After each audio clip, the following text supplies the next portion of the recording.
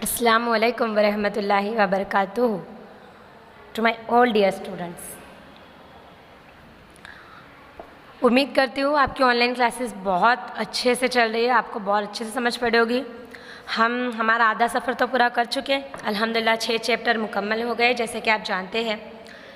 आज हम हमारे 7वें चैप्टर की बात करेंगे जिसका नाम है अंकुश, जिसे हम उर्दू में कहेंगे काबू, कंट्रोलिंग। ये काबू, कंट्रोलिंग, ये क्या है? आज हम इसकी तारीफ़ देखेंगे, इसकी खुसूसियात देखेंगे और इसकी अहमियत देखेंगे। बहुत छोटा सा चैप्टर है हमारा, इंशाल्लाह दो ही सेशन में पूरा हो जाएगा, मगर बोर्ड में इसी चैप्टर में से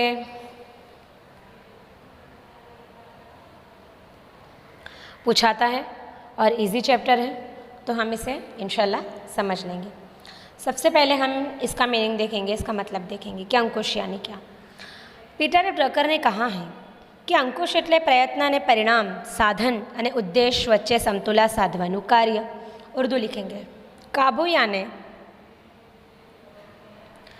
कोशिश और नताइज, सामान और मकसद को यकसा करने का काम। क्या कहा पीटर ड्रकर ने कि काबू किसे कहेंगे कि आपने कोशिश तो कर ली, अब उस कोशिश के नताइज देखो कि क्या आए। ठीक है, अब हमने उन कोशिशों में कौन से सामान को यूज़ किया था एंड हमारा मकसद क्या था, क्या हमें जो नताइज मिला है वो हमारे मकसद के मुताबिक मिला है, ये देखना है हमें। और इस देखने को ही हम अंकुश या कंट्रोलिंग कहेंगे। अगर हम ज़्यादा तफसील से अंकुश को समझें तो अंकुश यानी हमारी कारोबारी इकाई में कौन से काम चल रहे हैं वो तय करना, कितने हुए हैं ये जांचना, और अगर हमें ज़रूरत लगती है कि अब हमें इसमें सुधार करने चाहिए, कोई अहम कदम उठाने चाहिए बदलाव के, तो वो बदलाव लाना, कंट्रोल करना, उस चीज़ को वहीं पे रोकना, उसे हम कहेंगे कंट्रोलिंग। इसकी खुसूसियात क्या क्या है? सबसे पहले खुसूसियात इसकी जो है वो है आयोजन साथ संबंध, के काबू का सबसे पहला रिश्ता किसके साथ है? आयोजन के साथ है। मोस्ट IMP हर बार 3 मार्क्स में बोर्ड में पूछाता ही है कि आयोजन અને અંકુશ વચ્ચેનો સંબંધ જણાવો, या तो फिर आयोजन અને અંકુશ एक ज सिक्कानी 2 बाजुओ છે, समझाओ। या तो फिर ऐसा भी पूछाता है कि आयोजन અને અંકુશનો जन्मदाता છે, समझाओ। इन शॉर्ट कुछ भी पूछा है 3 मार्क्स में हमें आयोजन और अंकुश का रिश्ता, उनके ताल्लुकात को बयान करना है। अब इसको समझ लेंगे हम कि हमने देखा कि हमारी मुलाजिमत का सबसे पहला काम क्या है? आयोजन करना, प्लानिंग करना, मनसूबाबंदी करना, बराबर। और सबसे आखिरी काम क्या है? अंकुश। ये हम ध्यान रखेंगे, ये हमें 1 मार्क्स में भी आता है कि मुलाजिमत का संचालन का सबसे पहला काम क्या है? आयोजन करना, मनसूबाबंदी करना, और सबसे आखिरी काम क्या है? अंकुश करना, काबू करना। तो इस हिसाब से मनसूबाबंदी और काबू दोनों क्या हुए? एक ही सिक्के के 2 पहलू हुए, है ना। क्यों? क्योंकि मनसूबाबंदी में हम क्या करते हैं? मनसूबाबंदी में हम मंसूबे बनाते हैं, बराबर, और काबू में उस मंसूबे के मुताबिक काम हो रहा है या नहीं ये देखते हैं, है ना। तो एक उल्मा ने क्या कहा कि मनसूबाबंदी और काबू दोनों जुड़वा बच्चों की तरह है। क्या कहा उन्हें? दोनों जुड़वा बच्चों की तरह है। क्यों? क्योंकि इसमें मनसूबा बनाना है और इसमें मनसूबे के मुताबिक काम हो रहा है नहीं, ये ध्यान रखना है। और एक बात हमें ध्यान रखनी है कि दोनों एक दूसरे पर पूरी तरह डिपेंडेड हैं। कैसे डिपेंडेड? अगर आपने मनसूबाबंदी नहीं की है तो आप कंट्रोलिंग भी नहीं कर सकते, आप काबू भी नहीं कर सकते। मनसूबाबंदी के बिना काबू इम्पॉसिबल है। इसीलिए इन दोनों को एक सिक्के के 2 पहलू कहा गया है। अब मैं उम्मीद करती हूँ कि आपको इसकी इम्पोर्टेंस समझ में आ गई होंगी। अच्छा, अब इसकी दूसरी खुसूसियत क्या है? दरेक सपाटीय थतु कार्य, कि यह हर एक सतह पर होने वाला काम है। क्या काबू हम किसी एक ही सतह में करेंगे, सिर्फ नीचे सतह में करेंगे, सिर्फ दरमियानी सतह में करेंगे, सिर्फ ऊंची सतह में करेंगे? नहीं, ये हम किसी एक खाते में या एक सतह में नहीं करेंगे। हमें काबू हर एक सतह में करना होगा, हर एक खाते में करना होगा। क्यों? क्योंकि हर एक सतह में जो ऑफिसर्स है, जो ओहदेदार है, उन सबके काम अलग अलग हैं। हाँ, ये हो सकता है कि जो हमारे काबू की तादाद है वो ज़्यादा या कम हो सकती है, लेकिन काबू तो हम हर एक सतह में करेंगे। सतत चलती प्रक्रिया, मुसलसल चलने वाली सरगर्मियाँ। अब ऐसा तो है नहीं कि आपने एक बार मनसूबाबंदी कर लिया तो आपको एक ही बार काबू करना है, नहीं। जैसे हमने ये मनसूबाबंदी की भी खुसूसियात देखे थे कि वो भी मुसलसल चलने वाली सरगर्मी है, तो फिर जाहिर है कि काबू भी मुसलसल चलने वाली सरगर्मी है। संचालन छेवटનું कार्य कि यह मुलाजिमत का आखिरी काम है। जैसे मनसूबाबंदी मुलाजिमत का पहला काम है, ऐसे काबू करना मुलाजिमत का आखिरी काम है। कैसे? क्योंकि हमने मनसूबाबंदी में मकसद तय कर लिए थे, बराबर, फिर उसका इंतज़ामी ढांचा बना लिया था, स्टाफिंग कर लिया हमने, रहनुमाई कर ली। अब हमने सब कुछ जो फैसिलिटी चाहिए थी हमारे लेबर्स को दे दी है, तो अब हमें उन पर क्या करना पड़ेगा? काबू करना पड़ेगा। कि इतनी फैसिलिटी देने के बाद अब आपने कितना काम कैसे किया है, आप हमें बताइए। ये हुआ हमारा कंट्रोलिंग, ये हमारा काबू। भविष्य साथी समय, हमारे काबू का सीधा सीधा किसके साथ ताल्लुकात है? भविष्य के साथ, मुस्तकबिल के साथ। क्यों मुस्तकबिल के साथ ताल्लुकात है?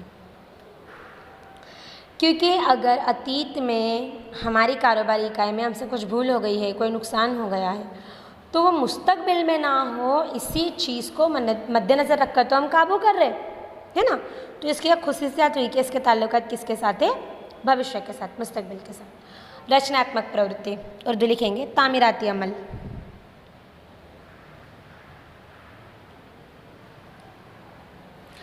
कभी कभी बहुत से स्टूडेंट को अभी ये लेक्चर सुनते सुनते क्या लग रहा होगा कि भाई काबू मतलब तो पूरा कंट्रोल कर लेना, उनको पूरा अपने बस में रख लेना। ऐसा नहीं है। मुलाजिम या हमारे जो लेबर्स है वो सिर्फ अपनी मनसूबाबंदी के मुताबिक काम कर रहे हैं या नहीं, यही हम देखेंगे काबू में। क्योंकि ये नेगेटिव सरगर्मी नहीं है, हमें ये चीज़ ध्यान रखनी है, बल्कि पॉजिटिव है। अंकुश में हम क्या करेंगे? हमारे लेबर्स की भूलों को ढूंढेंगे, उन्हें सुधार लेंगे और फिर से ऐसी भूल ना हो ऐसे कदम उठाएंगे। तो ये कैसे सरगर्मी है? रचनात्मक प्रवृत्ति, तामीराती अमल। हम एक नया तरीका ढूंढेंगे ना कि ये भूल फिर से ना हो, तो कैसे है? ऐसे में पॉजिटिव वे में लेना है।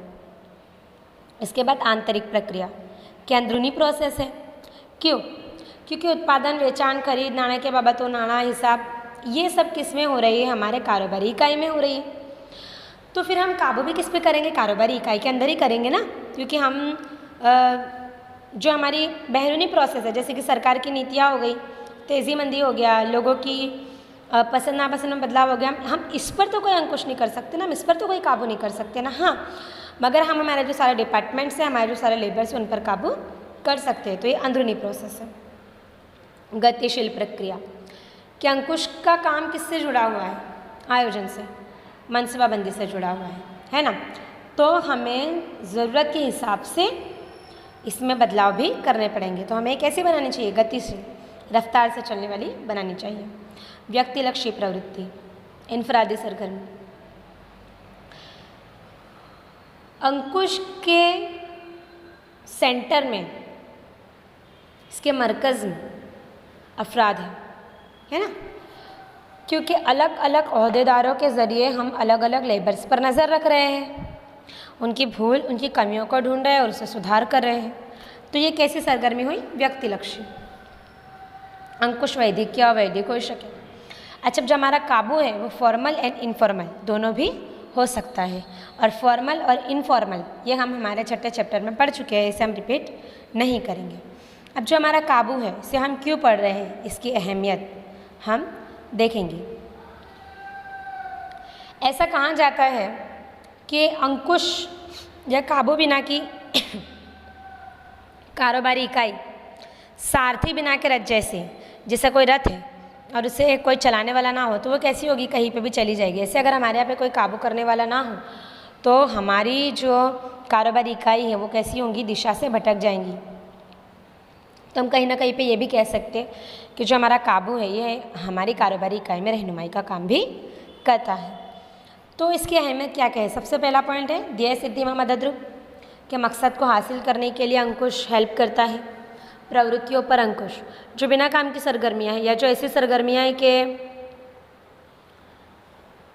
जो मायने नहीं रखती हमारी कारोबारी इकाई में, तो उस पर भी काबू होगा। जो हमारा आयोजन है, जो हमारी मनसूबाबंदी है, वो कैसी होगी? असरकारक, इफ़ेक्टिव बनेंगी।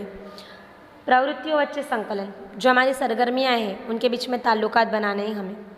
कार्यों मूल्यांकन, जो हमारा काम है मूल्यांकन यानी जांच, कि हम काम की भी जांच कर लेंगे, साथों साथ विचलन दूर करें। विचलन यानी खामियाँ, कमियाँ, कि हमारी जो सरगर्मियाँ हैं, कारोबारी सरगर्मियाँ हैं, उसमें कौन सी कमी रह गई है, कहाँ पे रह गई है, उसे ढूंढना और उसे दूर करना। सत्ता सौंपणी माटे जरूरी, सत्ता सौंपणी माटे यानी हुकूमत को तकसीम करने के लिए अंकुश बहुत ज़्यादा ज़रूरी है।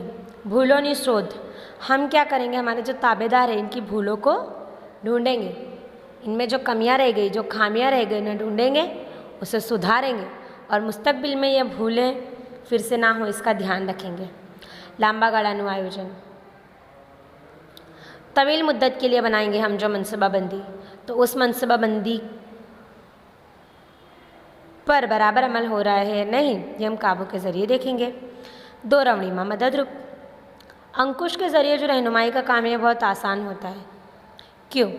क्योंकि हम हमारे लेबर्स को, हमारे ताबेदारों को कहाँ पर कौन सी मुश्किलें हो रही हैं ये देख सकते हैं, उनकी मुश्किलातों को हल कर सकते हैं। कार्यक्षमताનું बैरोमीटर, काम की कुव्वत का बैरोमीटर, कि हमारे जो मुलाजिम हैं इनके काम की कुव्वत को जांचने का बैरोमीटर भी हम अंकुश को, काबू को कहेंगे। हमें अंकुश के ज़रिए, काबू के ज़रिए ही ये समझ में आएगा ना कि हमारे मुलाजिमों में काम करने की कुव्वत कितनी है। तो आज हमने क्या देखा? आज हमने अंकुश की तारीफ़, उसकी खुसूसियत और उसकी अहमियत देखी।